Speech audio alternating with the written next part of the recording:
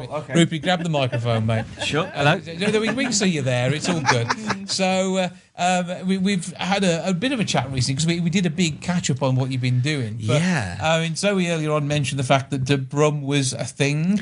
It was. And that's how you came to be one of the friends of the Built Bar. It was. And when you're a jobbing actor, you never know what's coming next, do you? Yeah, it's one of those things where it can be the highest of highs or the lowest of lows, and when it is in that moment where you are feeling the lows, it can be tricky and it can be a challenge to continue. And so many actors, they will, for whatever reason, kind of leave the profession. I was quite fortunate in that I spent 14 years with a theatre and education company going into schools and working with young people, which I absolutely love. And it's great. And after those 14 years, I made the big leap back into freelance, and I was fortunate to get myself an agent, and touch wood, it's going really, really well. It's a roller coaster, isn't it? Yeah. Absolute roller coaster. Same, in all that entertainment industry, you never know. And you always get to that point where you're just like, I'm just going to get myself a proper job. And then your big break comes, and that's it. Well, that's it. I mean, like we spoke about the last time you and I spoke, Jason, the last thing that I did, unbelievable, a dream come true. And it was a small little role in Beetlejuice. And just a fantastic experience working with Tim Burton, Jenna Ortega, Winona Ryder, being in the Warner Brothers set. And yeah, as I said, just unbelievable. And those sort of moments, I mean, it might be the only feature film you ever do. I don't think it's going to be. Touch wood it isn't, but yeah. But it might, because you may then find another direction you want to go in. But it's something like that. It makes memories as well, and you got to meet some amazing people, didn't you? Oh yeah, I mean, at one point, I realised I was sitting next to Danny DeVito. And I'm like, because there was this big kind of crowd that was gathering off set, and we were just having our drinks and things like that. And suddenly I'm thinking, what's going on? There's a lot of kerfuffle happening, and then everyone's talking about the producers are here as well. And we're like, all right, fine. And then I see him, Danny DeVito, he's just sitting there, and he's in full costume, and he's almost like you can see him getting in the zone. He's looking at himself in the mirror, and he's getting in the zone. And they brought Jenna Ortega to meet him for the first time. And I just thought, oh wow, this is a moment, but yeah, I was literally as close as we are right now. I was that close to him. It's amazing, isn't it? When with all these big productions, how you hear that so many people they haven't met each other. Yeah. And they've recorded all their bits and they've filmed all their bits separately, and then by the power of technology, it's all pushed together. But so many of these actors haven't actually met each other in real life. Yeah, I think it's when you do the voiceover work, so the Disney cartoons and animations, so many of the actors, they don't meet each other on things like that. I mean, and that's something that I would love to go into, because I love doing the funny voices and I love cartoons, and like Scooby-Doo back in the day, I wish you would watch that, and I recreate that with my children, things like that. So, but I think that's the one where they don't get to see each other in person so much. And that's where it's important to be an amazing actor, isn't it? Yeah, I think so. But I think also it's like I'm thinking about the actors that have to perform with all the CGI, the Marvel superheroes. So they're performing to a tennis ball. You have to really imagine that it's a big monster or an alien or whatever it is. So, and it is a test, and I think it's heading that way a lot. Yeah.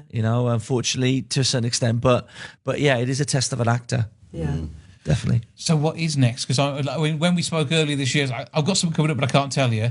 You've never been able to tell us, and it's huge. So how's the agent getting on? Have they got anything good? Yeah, I mean, I'll be honest with you. It's been a challenging year. It's been a very tough year, and I've got so close on so many occasions. But I've been fortunate, as I said, going back into the profession after 3 years. I never thought that I would get Beetlejuice. It was a dream come true. And before that, I had an IKEA advert. I was in Madrid for a week recording that. Absolutely brilliant experience. Sky Bet, Argos did their Christmas campaigns. Green Flag, which is still shot. I'm a small bit. You might not see me, but I'm there. I'm in the background running, and Sainsbury's as well, doing the Nectar campaign. So all these things have been absolutely fantastic. What I did do also, and it was a big shout out to my actor buddy Sam Oatley, who I studied with at Rose Bruford. He said to me, "You've got these is 14 years working in schools, Rupi. That can be your bread and butter. Don't leave that to one side. And it was a great bit of advice. So I started looking at other theatre and education companies, and I was quite fortunate to find work with two. One called Freshwater and the other Open View. Open View, I'm about to start doing sessions in schools on anti-bullying. So, you know, a massive thing. It's every year. There's always anti-bullying week as well. And we go in and I do a session using a PowerPoint, but you help the young people bring the subject to life in a way that they've, you know, because a lot of people, we've done anti-bullying, we've done this, we've done that, but not in this way. Not in this way. And it's almost like being like a game show host. And I bring it to life and get the young people acting out different scenarios, hearing their opinion as well. Because that's one thing for a lot of young people. Let them talk and hear what they engaged, exactly. Yeah. That's what it is. And that's the key. When you've found how you can engage them, then you've got their whole attention, and then it goes in Hearing better. their opinion as well. Because that's one thing for a lot of young people. Let them talk and hear what they exactly. Yeah. That's what it is. And that's the key. When you've found how you can engage them, then you've got their whole attention, and then it goes in better. It's just very rewarding. I mean, you know, sometimes I'll work with young people with various needs as well, and sometimes it might be that they're marginalised, they're kept to one side. Oh, you know, they might not be good for this, but I'm like, let's get them involved. Let's see how much they can take away from it. I mean, I was working in a school once where a young person was selected mute. So, you know, the teachers hadn't heard that person speak. But by the end of the session, they came up and they said, thank you to me. So it's like, that connected in a certain way. You know, it's like music, as we were talking about earlier. You know, I think that's one thing which you hope continues in schools, that they don't forget the power of art and how much it can help people, you know, and how beneficial it can be for individuals as well. Completely. Absolutely. So where are we finding you on the socials these days? You've hit like millions of followers on Insta now. No, I wish. No, I've got a TikTok account. I'm on Instagram. What are you doing on TikTok? Well, me and my friend Danny, we've created our own little podcast, and it's morphed into a sketch show as well. So it's the Rupi and Dan Show. You can find us on YouTube. On the Dan Network. So we're having lots of fun creating little sketches, very Goodness Gracious Me-esque. We're big fans of the show from back in the 90s and early 2000s.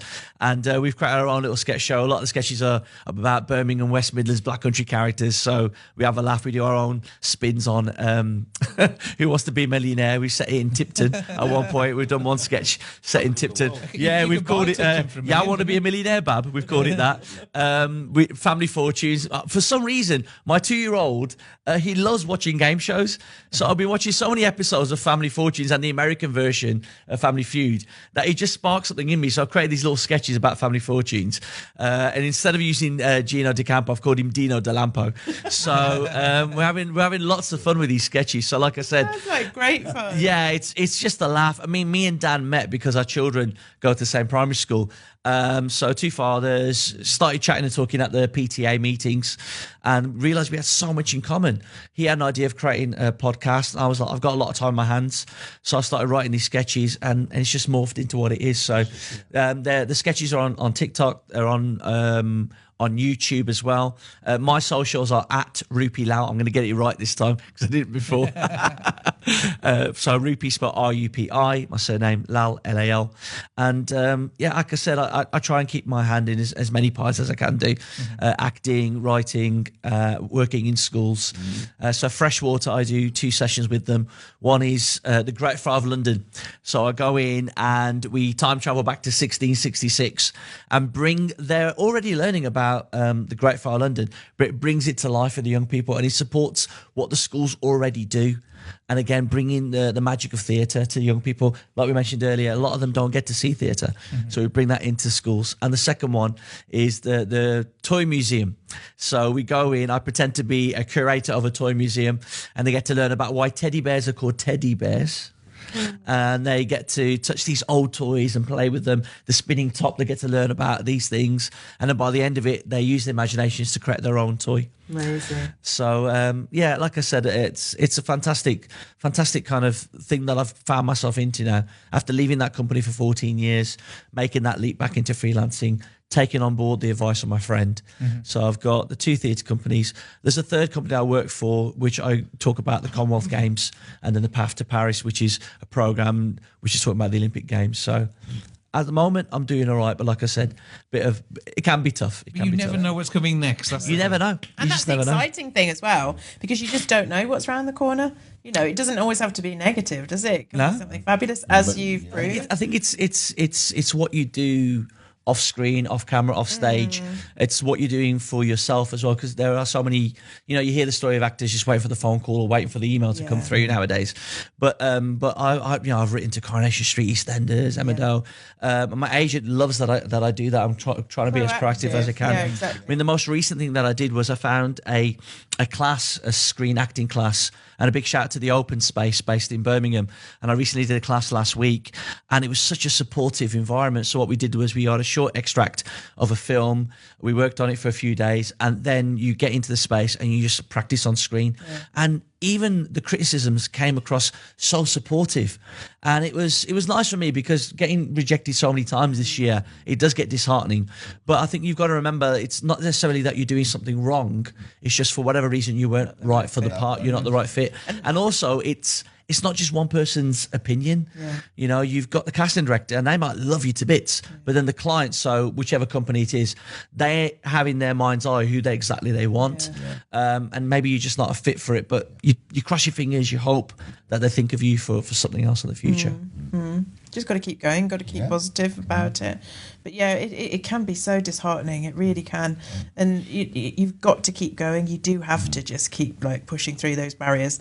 But it's difficult, and especially now in the days of social media, there's so much out there, and people, and so many streaming kind of opportunities and everything now, and so it's not just your normal kind of standard television programs or film or whatever. You've got all that to contend with as well. So even though there's a lot more opportunities, but obviously there's more people going for it. Well, that's it. Yeah, it's you've got to have that hunger. And you've got to have that kind of. And good socials. yeah, definitely. I mean, I've just put up on my YouTube channel the extract from that open space class. I thought they seemed to be really. I was getting so much great feedback from it, so I thought, well, why not pop that on YouTube? And you don't know who's going to see it when it's on something like that.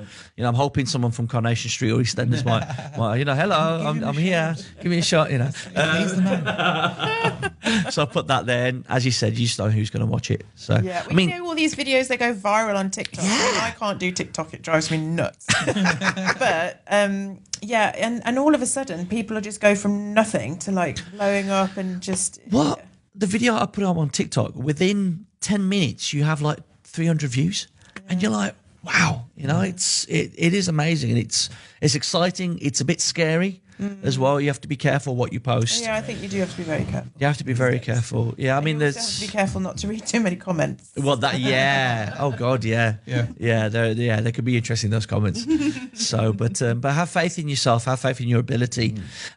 Keep on working, keep on trying, and if you feel that it's not going there are other avenues that you can get into. So That's very good. Absolutely. Well, Ruby, always good to meet up with you. As always. Nice to do it in real life for the first time. I know. Even though we've known each other for so long. Rupi, thank you for being here. Thank you for having me. I appreciate it. Thanks for joining us, and goodbye for now from episode 800 of the Milk Bar. Goodbye from the Milk Bar. Goodbye from the Milk Bar. Yeah. Goodbye from the Milk Bar. Yeah.